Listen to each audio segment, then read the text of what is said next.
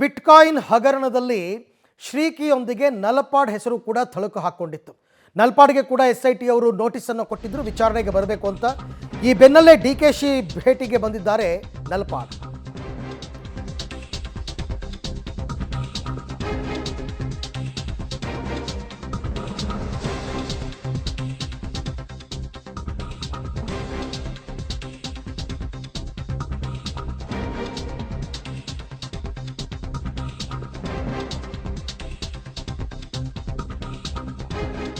Bitcoin ಹಗರಣದಲ್ಲಿ ನಾಳೆ ವಿಚಾರಣೆಗೆ ಹಾಜರಾಗೋದಕ್ಕೆ SIT ಅವರು ಮೊಹಮ್ಮದ್ ನಲಪಾಡ್ಗೆ ನೋಟಿಸನ್ನು ಕೊಟ್ಟಿದ್ರು. ಈ ನೋಟಿಸ್ ಬೆನ್ನಲ್ಲೇ DK ಶಿವಕುಮಾರ್ ಭೇಟಿಗೆ ಬಂದಿದ್ದಾರೆ ಮೊಹಮ್ಮದ್ ನಲಪಾಡ್. ಅಂದರೆ DK ಶಿವಕುಮಾರ್ ಅವರ ಸಹಾಯವನ್ನ ಕೇಳಿದ್ರ ಈ ಪ್ರಕರಣದಿಂದ ಬಚಾವಾಗೋದಕ್ಕೆ ಅಥವಾ ವಿಚಾರಣೆಯಿಂದ ಬಚಾವಾಗೋದಕ್ಕೆ DK ಶಿವಕುಮಾರ್ ಅವರ ಸಹಾಯವನ್ನ ಕೇಳಿದ್ರ ಹಾಗಾದ್ರೆ ಅಂತಕ್ಕಂಥದ್ದು ಪ್ರಶ್ನೆ. ಈ ಪ್ರಕರಣದಲ್ಲಿ ನಲಪಾಡ್ ಅವ್ರದ್ದು ಪಾತ್ರ ಇದೆ ಅಂತಕ್ಕಂಥದ್ದು SIT ಅವರು ಕಂಡುಕೊಂಡಿರ್ತಕ್ಕಂಥ ಫೈಂಡಿಂಗ್ಸ್. ಹಾಗಾಗಿ ಅವರಿಗೆ ನೋಟಿಸನ್ನು ಕೊಟ್ಟಿದ್ದಾರೆ. ಶಾಂತಿನಗರದ ಶಾಸಕ ಹ್ಯಾರಿಸ್ ಅವರ ಪುತ್ರ ನಲಪಾಡ್. ಈಗ ನಲಪಾಡ್ ಅವರು DK ಶಿವಕುಮಾರ್ ಅವರ ನಿವಾಸಕ್ಕೆ ಆಗಮಿಸಿದ್ದಾರೆ.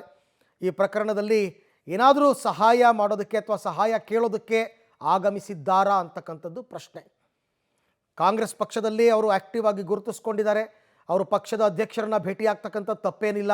ಆದರೆ ನೋಟಿಸ್ ಬಂದ ಬೆನ್ನಲ್ಲೇ ಈಗ ಅವರು DK ಶಿವಕುಮಾರ್ ಭೇಟಿಗೆ ಬಂದಿರತಕ್ಕಂಥದ್ದು ಹಲವಾರು ಅನುಮಾನಗಳಿಗೆ ಕಾರಣವಾಗಿದೆ. SIT ವಿಚಾರಣೆಯಿಂದ ಬಚಾವಾಗೋದಕ್ಕ ಅಥವಾ ಈ ಪ್ರಕರಣದಲ್ಲಿ ನನಗೆ ಸಹಾಯ ಮಾಡಿ ಅಂತ ಕೇಳೋದಕ್ಕ ಗೊತ್ತಿಲ್ಲ. May be may not be.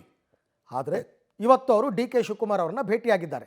And ಅವರು ರೆಗ್ಯುಲರ್ ಆಗಿ ಏನು ಬಂದು ವಾರದಲ್ಲಿ 3 ದಿನ DK ಶಿವಕುಮಾರ್ ಅವ್ರನ್ನ ಭೇಟಿ ಏನು ಆಗ್ತಾ ಇರಲಿಲ್ಲ.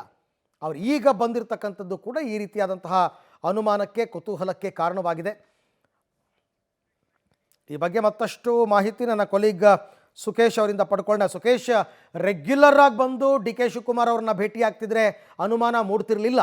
ಬಟ್ ನಲಪಾಡ್ ಅವರು ಈಗ ನೋಟಿಸ್ ಕೊಟ್ಟ ಮೇಲೆ ಭೇಟಿಗೆ ಬಂದಿರತಕ್ಕಂಥದ್ದು ಕೆಲವು ಅನುಮಾನಗಳನ್ನ ಮೂಡಿಸ್ತಾ ಇದೆ. ಸಹಾಯ ಕೋರಿ ಏನಾದರೂ ಬಂದಿದ್ದಾರಾ ಅಂತಕ್ಕಂಥ ಪ್ರಶ್ನೆ.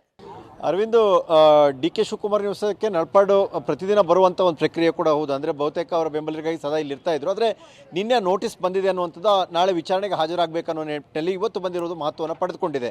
ಕಾರಣ ಏನು ಅಂದರೆ ಬಿಟ್ಕಾಯಿನ್ ಪ್ರಕರಣಕ್ಕೆ ಸಂಬಂಧಪಟ್ಟಂತೆ CIDಯ SIT ತಂಡ ಕೊಟ್ಟಿರುವಂಥ ನೋಟಿಸ್ನಲ್ಲಿ 7ನೇ ತಾರೀಕು ಅವರು ವಿಚಾರಣೆಗೆ ಅಂದರೆ ನಾಳೆ ವಿಚಾರಣೆಗೆ ಹಾಜರಾಗಬೇಕು. ಆದರೆ ಹಿಂದಿನ ದಿನ ಅವರು DCM DK ಶಿವಕುಮಾರ್ನ ಭೇಟಿ ಮಾಡ್ತಾ ಇರುವಂಥದ್ದು ಸಹಜವಾಗಿ ಒಂದು ಮಹತ್ವವನ್ನು ಪಡೆದುಕೊಂಡಿದೆ.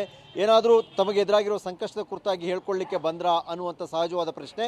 ಹಾಗೆ ಕಳೆದ ಸುಮಾರು 8-10 ನಿಮಿಷಗಳಿಂದ DK ಶಿವಕುಮಾರ್ ನಿವಾಸದ ಒಳಗೆ ಇರುವಂಥ ನಲಪಾಡ್ ಅವ್ರ ಜೊತೆ ಮಾತುಕತೆಯನ್ನು ಕೂಡ ನಡೆಸ್ತಾ ಇರ್ಬೋದು ಅನ್ನುವಂಥ ಮಾಹಿತಿ ಕೂಡ ಬರ್ತಾ ಇರುವಂಥದ್ದು. ಅರವಿಂದ್, ಓಕೆ, ಬಟ್ ಈ ಪ್ರಕರಣದಲ್ಲಿ ನಾಳೆ ವಿಚಾರಣೆಯಿಂದ ತಪ್ಪಿಸ್ಕೊಳ್ಳೋದಕ್ಕೆ ಅಥವಾ ವಿಚಾರಣೆಯನ್ನು ಮುಂದೂಡೋದಕ್ಕೆ ಅಂತಕ್ಕಂಥ ಪ್ರಯತ್ನಗಳೇನಾದರೂ ಆಗ್ತಾ ಇದೆಯಾ ಅವ್ರ ಕಡೆಯಿಂದ ಅಂತ? ಆ ರೀತಿ ಅಧಿಕೃತವಾಗಿ ಈಗಲೇ ಹೇಳಲಿಕ್ಕೆ ಸಾಧ್ಯ ಇಲ್ಲ. ಯಾಕಂದರೆ ಅವರು ಬೇರೆ ಯಾವ ಅಥವಾ ಕಾನೂನು ಅಂದರೆ ಅವರೇನಾದರೂ ಅಕಸ್ಮಾತ್ ವಿಚಾರಣೆಗೆ ಹಾಜರಾಗದೇ ಇರಬೇಕಂದ್ರೆ ಕಾನೂನು ಮೂಲಕವಾಗಿ ಮೊರೆ ಹೋಗಬೇಕಾಗುತ್ತೆ. ಅಂದರೆ ಅವರ ವಕೀಲರ ಮೂಲಕವಾಗಿ ಮೊರೆ ಹೋಗಬೇಕಾಗುತ್ತೆ. ಅಥವಾ ಸಹಜವಾಗಿ ಈ ರೀತಿಯ ಒತ್ತಡದಲ್ಲಿ ಅಥವಾ ಈ ರೀತಿಯ ಒಂದು ಆರೋಪವನ್ನು ಎದುರಿಸ್ತಾ ಇರುವಂಥ ಸಂದರ್ಭದಲ್ಲಿ ತಮ್ಮ ರಾಜಕೀಯ ಗುರು DK ಶಿವಕುಮಾರ್ ಅವರನ್ನ ಭೇಟಿ ಮಾಡಲಿಕ್ಕೆ ಬಂದಿರುವಂಥದ್ದು ಅಷ್ಟೇ ಮಹತ್ವವನ್ನು ಕೂಡ ಪಡೆದುಕೊಳ್ಳುತ್ತೆ. ರೈಟ್ ಸುಖೇಶ್, ಥ್ಯಾಂಕ್ ಯು ತಮ್ಮೆಲ್ಲ ಮಾಹಿತಿಗಾಗಿ. ಅದು ಅಷ್ಟೇ, ಇನ್ನೇನಿಲ್ಲ. ಈಗ ಅವರು ಬರೋದು DK ಶಿವಕುಮಾರ್ ಅವ್ರನ್ನ ಭೇಟಿಯಾಗೋದೇನು ಹೊಸದೇನಲ್ಲ. ಬಟ್ ಈ ಸಂದರ್ಭದಲ್ಲಿ ಬಂದಿರೋದು ಒಂದು ಅನುಮಾನ ಮೂಡಿಸ್ತಾ ಇದೆ. ಅವರೇನಾದರೂ ಸಹಾಯವನ್ನು ಕೇಳಿ ಬಂದಿದ್ದಾರೆ. ಯಾಕೆಂದರೆ ರಾಜ್ಯದ ಉಪಮುಖ್ಯಮಂತ್ರಿ, ಸೊ SIT ಕೂಡ ರಾಜ್ಯದ ಅಧೀನದಲ್ಲೇ ಬರ್ತಕ್ಕಂಥದ್ದು. ಹಾಗಾಗಿ ಏನಾದರೂ ಸಹಾಯ ಕೇಳಿ ಬಂದಿದ್ದಾರಾ ಅಂತಕ್ಕಂಥದ್ದು ಸದ್ಯದ ಪ್ರಶ್ನೆ.